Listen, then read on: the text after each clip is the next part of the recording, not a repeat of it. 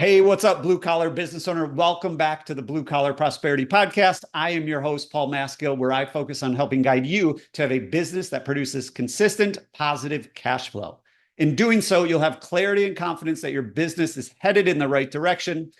Today is a solo show. It is the first Monday of the month. And on the first Monday of every month, I do a solo show where we dive into something related to financial, something related to numbers when it goes to running your trades business. The topic of today, I get this question a lot, is what is the difference between a bookkeeper, a CPA, and a CFO, and why do I need any of them or all of them? So as a CFO for trade businesses, my job is to make sure you know exactly what levers to pull to achieve your definition of success, freedom, and wealth. It is my job to make sure you have a financially healthy business because we use numbers in order to make decisions instead of emotions and egos.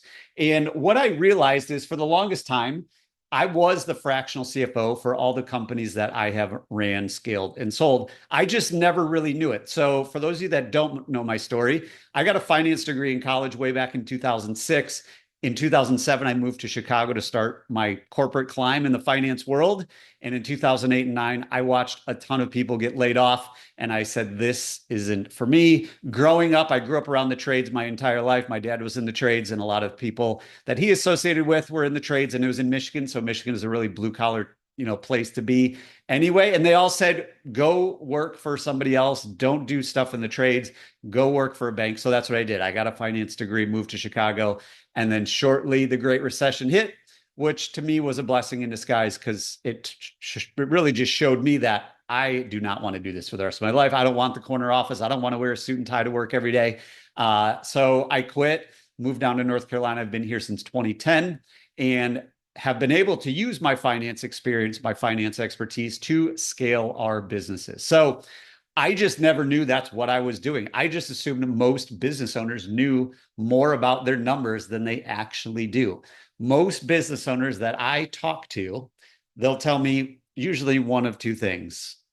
My bookkeeper handles that, or I think my CPA looks at that stuff. I don't know. I don't pay attention to the numbers. So what we really need to start shifting is that's fine if you don't want to look at the numbers every day. You didn't start your business to look at numbers every day. But I've spent the last 6+ years in the trades. And as a numbers nerd, I want to share with you what a CFO does and why you need at least 3 finance or accounting professionals in your business. Everybody needs a bookkeeper. Everybody needs a CPA. And in my opinion, everybody needs a CFO. You could actually add a 4th one to that as well. So you can start to kind of look at your future. You could also have a financial advisor. So that's what I do. I am a CFO and I use numbers to help blue collar businesses make educated business decisions. Most owners in this trades, probably a lot of people listening, including yourself, started your business because you love the trades or you're really good at the trades. You were the expert technician that was working for somebody else, got sick of working for somebody else,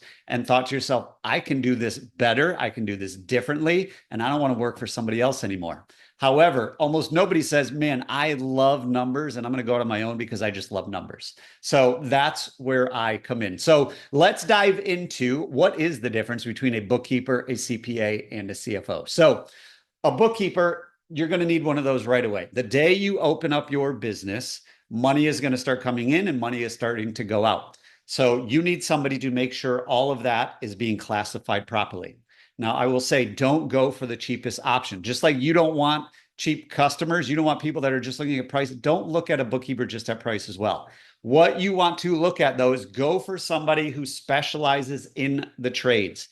Most bookkeepers do not specialize in the trades. They might have clients that are restaurants. They might have clients that are e-commerce stores. They might do a couple trade companies. They might have a retail company, but they don't know how your business operates or how it should operate. And they don't know how to set up your books properly in order to do that. Everybody needs a great bookkeeper, and a great bookkeeper is also very affordable. What bookkeepers do is they focus on what went on in the past. A great bookkeeper might deliver you monthly reports at the end of every month when they close everything out and they reconcile all of your books. They might send you your P&L or your cash flow statement or your balance sheet. However, most business owners don't know how to read those things. They don't know why they need to read those things. And even if they did, they don't know what to do with that information. without a CFO, most business owners don't know exactly how to interpret those numbers. And then how do we use those numbers in order to make decisions? So bookkeeper, super important. They take everything in the past, all your transactions, everything you're doing, and making sure that your books are set up properly so you have the right information to make the better decisions. So that's a bookkeeper. CPA, you're also going to need one of those right away because you got to pay taxes. Listen, paying taxes is not a bad thing. If you're paying taxes, it means you are making money. A CPA is also going to look in the past, just like the bookkeeper. They are going to look in the past and determine how much taxes do you owe. Now, in my opinion, a really good CPA should do more than that. A really good CPA should be proactive with your tax strategy as well.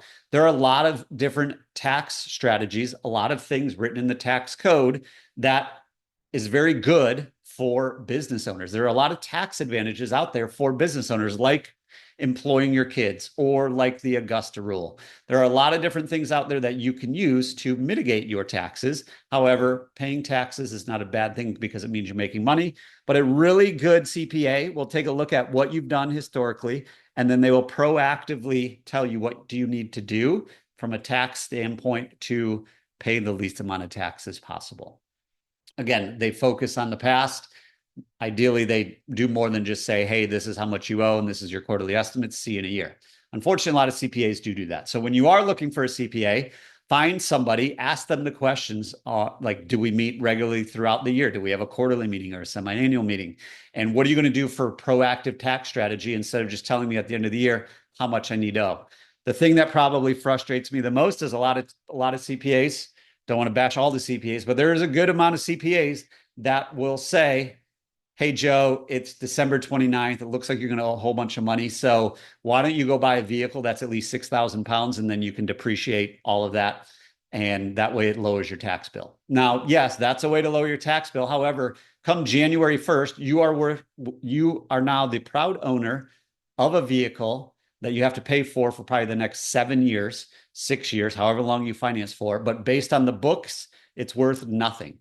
And most likely when you buy that vehicle, you actually didn't need that vehicle. So make sure your CPA is doing things that are best for your cash flow, best for your taxes, and doing more than just the minimum. So those are the first two, bookkeeper and CPA. Hopefully you guys found some good insight into that. If you do have questions or if you're looking for recommendations on bookkeepers and CPAs, I'm happy to have a conversation as well. Feel free to reach out to me, send me an email, and we can dive into that. So getting us to the third thing you also need is a CFO. Unlike the bookkeeper and the CPA, again, you need a bookkeeper, you need a CPA, you need them to be really good. They look at the past. A CFO, a good one, should be focused on the future. They're going to use your numbers to help guide you to your destination instead of emotions. Many times we as business owners, we just make up decisions of, I think we should do this, or I feel we should do this, or so-and-so is doing this and they said I should do it too. We need to stop doing that. We need to stop using our emotions and our ego to make decisions, and we need to start using numbers. A lot of people want to buy all the fancy new stuff to keep up with the Joneses and do all that. Let's not do that. Once the business owner can remove the emotions and the ego, a CFO will serve them very, very well. My most successful clients, they're the ones that they don't care what has to get done. They just get it done because they have a very clear vision, crystal clear on where they need to be, and they are willing to put in the work in order to get to where they want to go. A CFO works best, in my opinion, once the owner is out of the field. The reason I say that is if you are still in the field every day, it's going to be really hard for you to work on your business. So I would look to bring on a CFO, usually in the $700,000 to $1 million mark. The reason that number is there is because normally once you get to there, you're probably not in the field turning the wrench and doing the work. You might still be maybe doing an estimate here or there, but you're not the main service tech. You're not the main person delivering service and generating revenue, because you're going to need the bandwidth. You're going to need the time, the mental clarity to implement the strategies needed that a CFO is telling you, guiding you on what needs to be done. So my personal preference and recommendation is find a CFO that has experience in the trades. They know the trades. They know what the margins need to be. They know what the targets need to be. The first step when anybody works with me is getting crystal clear on what are our personal goals. So think back when you started your business in the first place. You started it with a vision of, I want to make X amount of dollars, or I want to give this to my kids one day, or I want to be able to travel for 8 weeks out of the year, or I want to be able to buy real estate. Whatever it is, we need to get crystal clear on our personal goals, personal vision. So that way we know what type of business do we need to build. We don't want to just grow for growth's sake. We don't want to just start doing things. Otherwise, we're just in survival mode. But if we're crystal clear on where we want life to be, then we can be crystal clear on what type of business do we need to build in order to get there? What type of people do we need to put in place? How much revenue do we need to be doing? How much profit do we need to be doing? Because once we have the destination, we can start implementing that forward-looking strategy and putting together a financial roadmap. We're going to take the historical data, we're going to take current performance to build out a forecast for the year, and it's not a budget. Their budget and forecast are two different things. Budgets usually get created December 28th and saying, this is what I want to do in the next 12 months. And then by January 7th, it's out the door in the garbage, and we're in survival mode. A forecast is going to predict and project where we believe we are going to be. So we take all of the historical data, current performance, to build out that forecast. Then every month we're going to compare, where are we year to date compared to where were we forecasting? And then we're going to look at what's getting in the way. So in my opinion, there are about 12 key drivers of cash flow, and cash flow is the ultimate goal. We know that if we have cash flow, we can then achieve our personal goals. If we don't have cash flow, we're never going to be able to travel for 8 weeks every year. We're never going to be able to go invest into real estate. We're never going to be able to remove ourselves from the business. Whatever your goal is, we're not going to be able to do that with cash flow. So cash flow is the ultimate goal. We need to put a dollar amount on what type of cash flow we need. And then we're going to start looking at all the drivers of cash flow to determine what the most important next steps are. So you might be wondering, what are some of those drivers? Just to give you a few, not to overwhelm you. One of them is average ticket. Another one is number of jobs we've completed.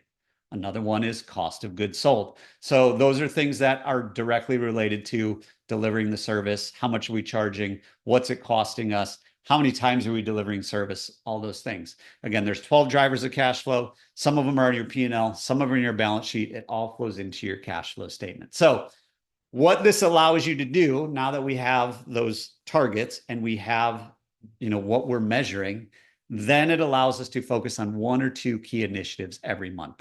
And a really good CFO will allow you to kind of break all that down and simplify it so you can start to own your numbers, start to get comfortable with your numbers. You don't have to be the expert, but you'll know the financial health of your business at any given time, because you should be getting a dashboard or a scorecard or something deliverable that's driving the conversations every month. So many times, and this is where I think it all kind of ties it together, many times we as business owners have a gut feeling that something isn't right in our business. We can tell something's not right, doesn't feel right, something's off, we're losing money, whatever it might be, but we don't know what's causing it. And when you can have a good CFO that's proactive and helping guide you, that CFO will uncover what that actually is, because the numbers don't lie. So in conclusion, that is what a bookkeeper, CPA, and CFO do. Bookkeeper, again, they're looking at everything in the past and making sure all your transactions are recorded properly. A CPA is going to look at everything in the past, figure out how much you owe in taxes. A great CPA is also going to have a proactive tax strategy. And then a CFO focuses on the future. So if you think about driving a car, bookkeeper and CPA, they're looking in the rear view mirror. What did we just do? What did we just pass? A CFO is the GPS and looking through the front windshield of, this is where we're at, this is what we see, and this is where we want to go. Now let's work backwards to figure out how to get to where we actually want to go. So that is my goal as a CFO for the trades. And hopefully you got some good insight into not only who you need, but what skills do those people need. So that way you have 100% confidence that your financials and books and taxes are all aligned. So if you do need any help, you just want to have a conversation, you can head on over to my website. You can go there anytime, thebluecollaradvisors.com. When you go there, there are two options. Don't overwhelm you, but there are two options. One, you can book a free call with me. We'll do a business evaluation. We'll do a financial assessment, show you what's working, what's not working in your business. Or you can also, and you can do both. You can tackle the number one problem that I see with businesses, which is being priced properly. So if you go to thebluecollaradvisors.com, There's also the option to download my free pricing calculator, which also comes with a step-by-step guide and a video walkthrough. The key to all this, the key to everything I do, the key to your success is just getting started. The first step is to know exactly what you want. What is your definition of success? Then start putting numbers to it. And that's exactly what I do. Once you know all that, you know where you're going, we know where we're at, we can work backwards to put a plan in place. And a bookkeeper, a CPA, and CFO are 3 people that you need in your corner, making sure you end up exactly where you want to be to achieve the goals you set out. If you guys have any questions, let me know. Otherwise, make it a great rest of your day.